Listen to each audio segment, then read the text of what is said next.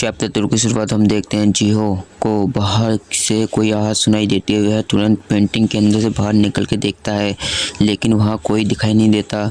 जीहो सोचता है कोई शायद जंगली जानवर इधर से गुजर रहा होगा, इसलिए वह बिना ध्यान दिए दोबारा पेंटिंग के अंदर लौट जाता है। इसके बाद जीहो अपनी नई जिंदगी का मजे लेते हुए दिखाई देता है। वह आराम से खाना बनाता है और खाना खाता है और आखिरी में चैन की नींद सो जाता है।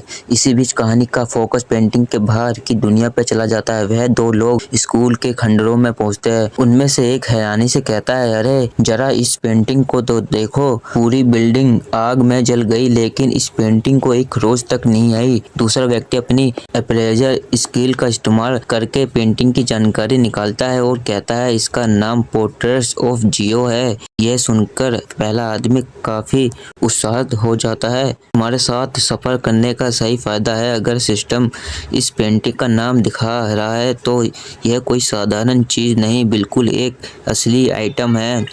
दूसरा आदमी समझाता है कि इस सुनसान पहाड़ी स्कूल में एक है जो आग में बिल्कुल नहीं जली। इसे साफ पता चलता है कि ये डंजन से आई हुई रहस्यमयी वस्तु है। दोनों फैसला करते हैं कि इस पेंटिंग को अपने साथ ले जाएंगे। उनमें से एक पूछता है, क्या लोग हॉल का हिस्सा मानेंगे? दूसरा जवाब देता है, पता नहीं, लेकिन कल्टीवेशन इसे खरीदने के लिए करोड़ों खर्च करने के लिए तैयार हो जाएंगे। अब तो हमारी किस्मत खुलने वाली है। इसके बाद वे लोग उस पेंटिंग को अपने साथ ले जाते हैं। उधर जीहो अपनी पेंटिंग के अंदर बेखबर सो रहा होता है, लेकिन बाहर उसकी दुनिया पूरी तरह बदल चुकी है। पेंटिंग के प्रवेश द्वार अपने आप बदलने लगते हैं। पेंटिंग का प्रवेश अपने आप बदल जाता है और कुछ समय बाद एक बड़े ऑक्शन हाउस में पहुंचाया जाता है। वह इस रहस्यमयी पेंटिंग की बोली लगती है और आखिरकार एक अमीर कल्टीवेशन खरीद लेता है। अब हमारी मुलाकात होती है उस खरीदार से जिसका नाम बिसावल। वह इस पेंटिंग का अपनी विशाल गैलरी में लेके आता है, जहां पहले से ही वैल्यू आइटम रखे होते हैं। वह बड़े गड़ब से पेंटिंग के गैलरी सबसे खास दीवार पे टांगता है और खुशी से कहता है, कमाल की चीज है। हमें पता चलता है कि बिसावल कलेक्टर गिल्ड का लीडर है और उसकी सबसे खास क्षमता अप्रेजल स्किल है, जिसकी मदद से वह रहस्यमयी वस्तु की पहचान कर सकता है। इसके बाद कहानी थोड़ी देर पहले दृश्य बिसावल का सेक्रेटरी उसे कहता है, लीडर, मैं जानता हूं कि हम कल्टीवेशन है, लेकिन क्या इस बार अपने कुछ ज्यादा ही पैसे खर्च नहीं कर दिया? ये सुनकर बिसावल मुस्कुराता है और वह जवाब देता है, क्या तुम सच में एक कल्टीवेशन से कह रहे हो कि वह चीजों को इकट्ठा करना छोड़ दे? पेंटिंग के कितने पैसे खर्च हुए हैं?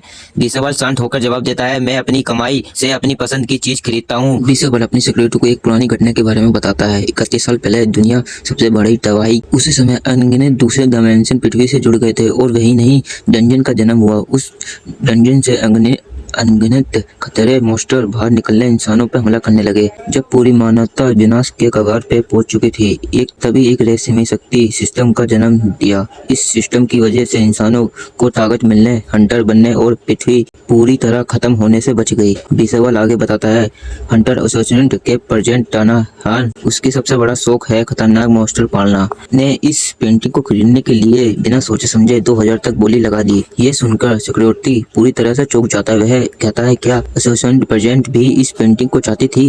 बिसावल गंभीर होकर जवाब देता है, हाँ, और यही वजह है कि इस पेंटिंग की साधारण आर्ट वर्क से कहीं ज्यादा रहस्यमयी है। फिर वही अपनी सबसे बड़ी परेशानी बताता है, मेरी अप्रेजल स्किल आज तक पोर्ट्रेट्स के बारे में मुझे एक भी जानकारी नहीं मिल रही। सिक्योरिटी शर्मिंदा होकर सिर झुका लेता है और कहता है, शायद मेरी अप्रेजल स्किल ही कमजोर है, इसलिए मैं इसकी असली कीमत नहीं समझ पा रहा।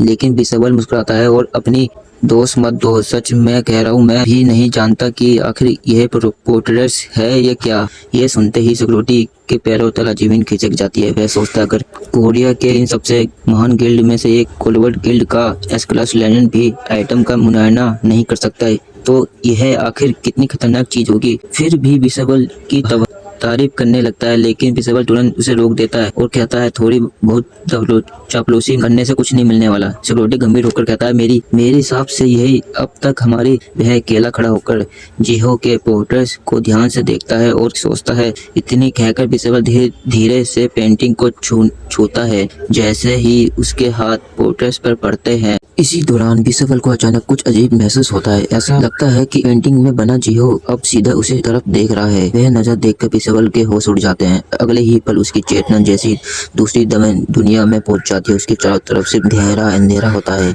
वह मनी मनी सोचता है, यह क्या है, इतना गहरा अंधेरा, लेकिन फिर भी इसमें अनगिनत रंग मौजूद है। क्यों मैं पूरी ब्रह्मांड को देख रहा हूँ। कुछ ही लक्षण के बिसवल की चेतना वापस लौट आती है। अब वह देखता है कि पेंटिंग में जिहो की आंखें पहले की तरह बंद है। यह देखकर बिसवल घबराने के बजाय और भी ज्यादा उत्साह हो जाता है।